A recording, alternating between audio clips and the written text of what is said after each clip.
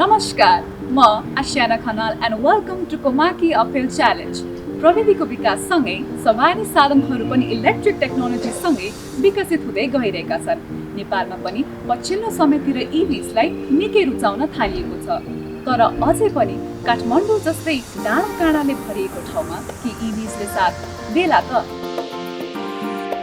तपाईहरुको यही डर हटाउन आज हामी कोमाकी एसी लिएर सेतो गुम्बातर्फ जाँदैछौँ।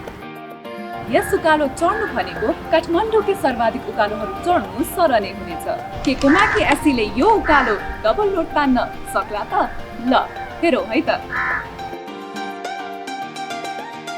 कोमाकी एसी स्पोर्टी डिजाइन भएको इलेक्ट्रिक स्कुटर हो जसमा 72 भोल्ट 44 एम्पियरको ब्याट्री सँगै 5200 वाटको पिक मोटर पावर छ र नेपाली बाटोहरूमा 140 किलोमिटर सम्मको रेन्ज दिन्छ।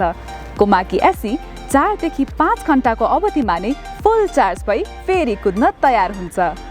ब्याट्रीको थप कुरा गर्दा कोमाकी एसीमा इलेक्ट्रिक भेहिकल्सको भविष्य मानिने लाइफ PO4 ब्याट्रीको प्रयोग गरिएको छ जसले तपाईलाई लामो यात्रा मात्र नभई किफायती यात्रा पनि सुनिश्चित गर्दछ।